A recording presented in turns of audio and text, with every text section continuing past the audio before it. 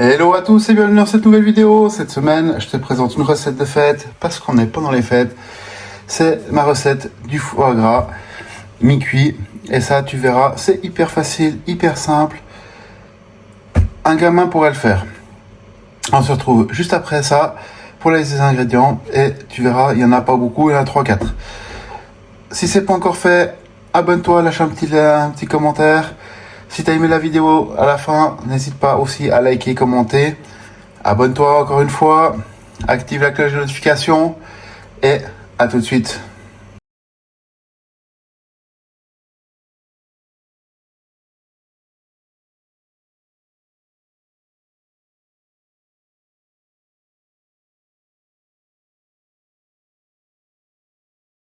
Allez les amis, là j'ai un foie gras, j'ai deux magnifiques lobes qui font à peu près 500 grammes chacun. C'est du foie gras frais. J'ai pris chez mon boucher, vous voyez, déjà éveiné ou déveiné. Et là, ce qu'on va faire, on va l'assaisonner. Et pour ça, on va faire un truc tout simple. Je vais l'ouvrir un peu comme ceci. Je vais saler légèrement. Les ingrédients, c'est très simple, hein. Je ne vais pas les citer parce que c'est tellement basique que ça servirait à pas grand chose de les citer. Je vais saler comme ceci. Je vais retourner saler un petit peu dessous. Je le remets dans le bon sens. La même chose de ce côté-là.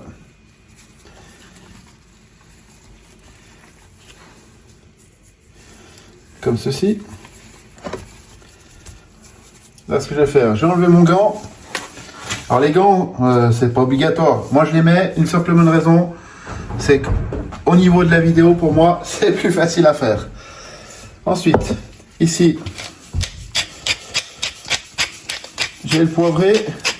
Alors, je me recommande, hein, poivre du moulin, les gars, messieurs, dames, parce que ce que vous savez pas peut-être, ou que vous savez, et vous en fichez, alors ça après ça vous regarde, c'est que dans le poivre que vous achetez déjà moulu, vous avez des bouts de branches, des déchets, enfin rien de bien sympathique.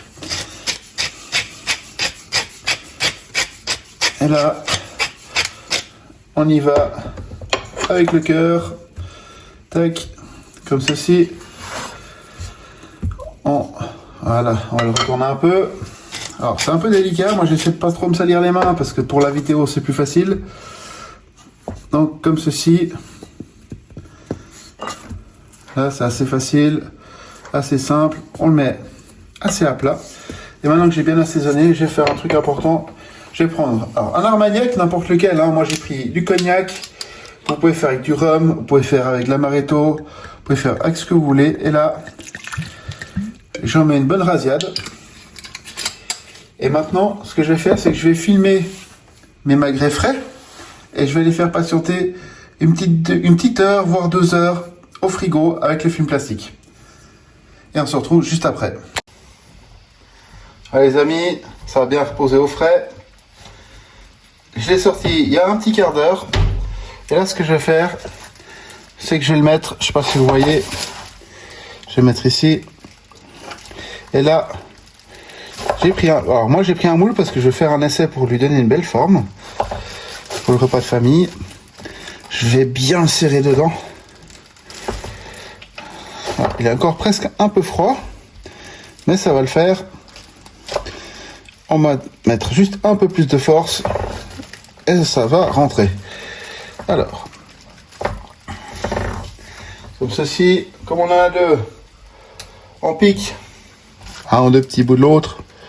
C'est pas grave, l'important c'est qu'au final on se fasse plaisir. Donc on prenne un bout de l'autre ou pas, ça change rien, c'est la même marinade. Et là je vais bien le remplir.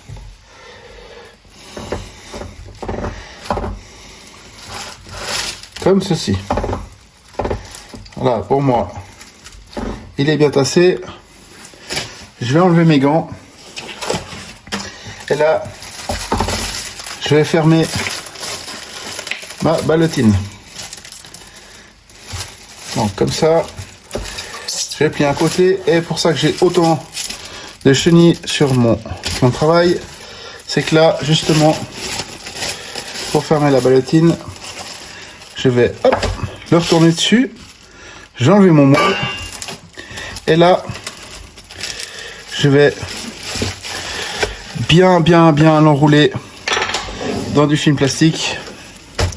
Alors, il existe d'autres modes de cuisson que je vous transmettrai dans la description.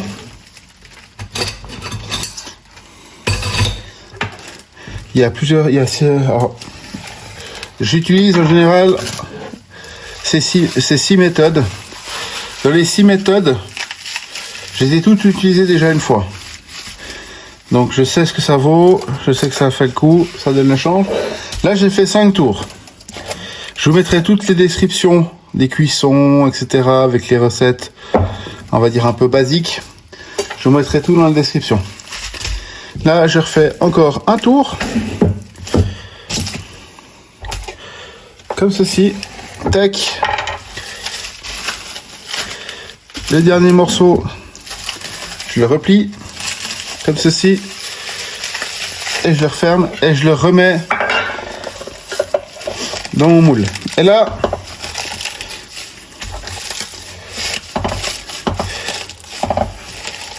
on va le tasser un peu comme ceci. Et ce moule là, pour que ce soit vraiment bien compressé, je vais le mettre sous vide. Je vais faire un test, je l'ai jamais fait, mais ça peut le faire. Alors, je vais retirer du film alimentaire pour faire mon deuxième boudin. Donc vous avez compris, hein, la spatule, la seule utilité c'est bloquer mon film alimentaire parce qu'il a tendance assez vite à se coller. Je vais remettre des gants et on va faire le deuxième boudin qui est là plus traditionnel. Je l'ai étalé dessus. Attendez, je vais vous agrandir un petit peu ça. On va se mettre un peu mieux. Voilà. Là je l'ai un peu étalé dessus. Et là le but c'est de le former. Comme ceci. On le repousse un peu à l'intérieur. Le but c'est de faire un rouleau.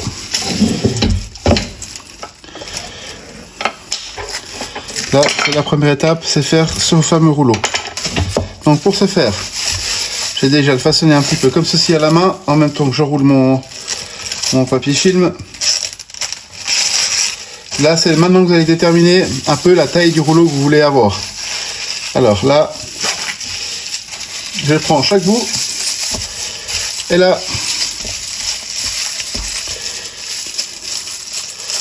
on fait tourner. Et là, vous allez voir, il va se mettre gentiment en place. De temps en temps, n'hésitez pas à le retravailler un petit peu. La chaleur de vos mains va vous aider dans ce coup-là. Et là, on fait un joli rouleau. Comme ceci. On le maintient avec les deux doigts. On reprend du film plastique. Alors ça fait beaucoup de film plastique effectivement.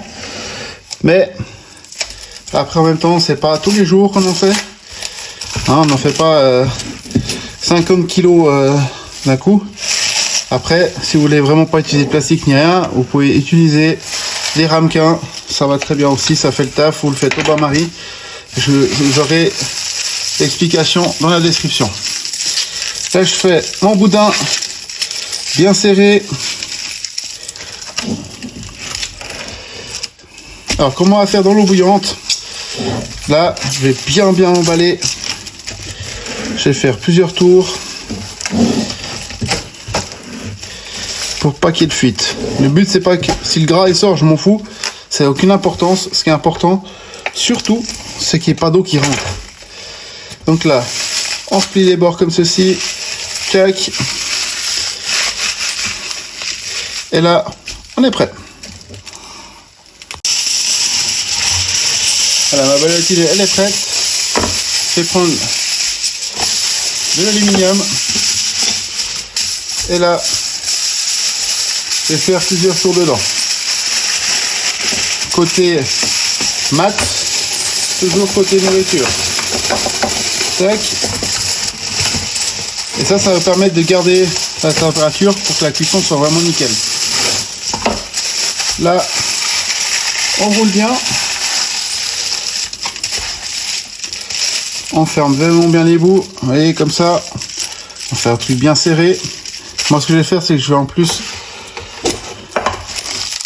faire la mise sous vide et on se retrouve juste après. Voilà les amis, tout est sous vide. Ça c'est une question pour moi, justement, je suis sûr que ce soit vraiment nickel étanche, comme ça il n'y a pas de souci. Même si la graisse elle coule dedans, ce n'est absolument pas grave. Le but c'est qu'il n'y ait pas d'eau qui rentre comme je vous ai dit avant. Donc maintenant je vais faire bouillir de l'eau, en attendant je vais mettre ça au frigo, tranquillement. Et on va faire la cuisson après à l'eau bouillante. Vous verrez, c'est ultra facile, ultra simple. C'est une technique là que vous pouvez faire également au torchon, ça marche aussi. Et ça, je vous expliquerai ça aussi dans la description de la vidéo. Les amis, vous voyez le bout. Alors, j'explique, c'est à peu près 500 grammes, 5 litres d'eau. En gros, c'est ça. Donc là, j'ai 700 grammes, j'ai mis 8 litres d'eau. Et on va les plonger dedans. On va couper le feu. Et surtout, on va mettre un truc dessus pour que ça reste au fond. Très important.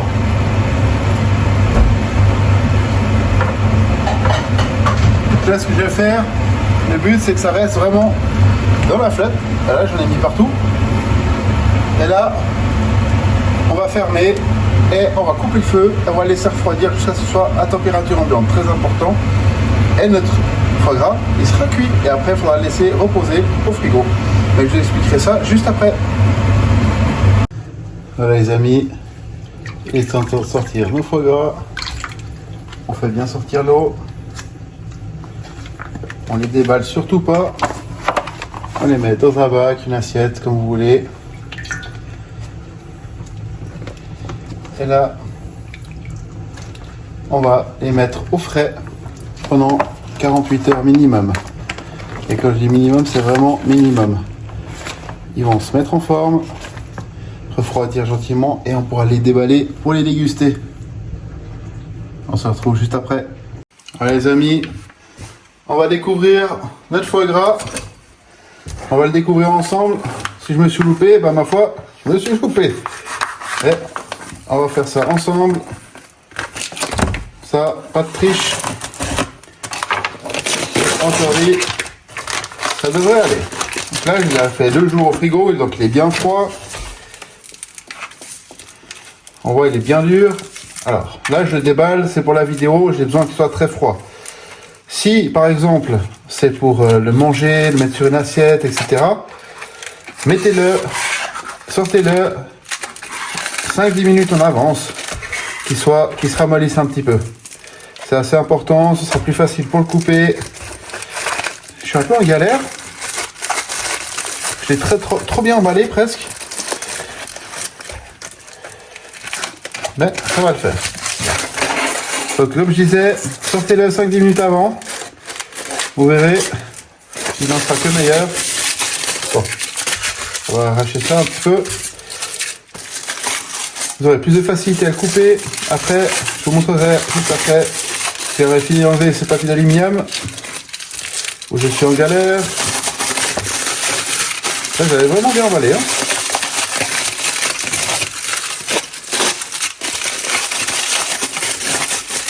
Ça a l'air pas mal. Ça a l'air pas mal.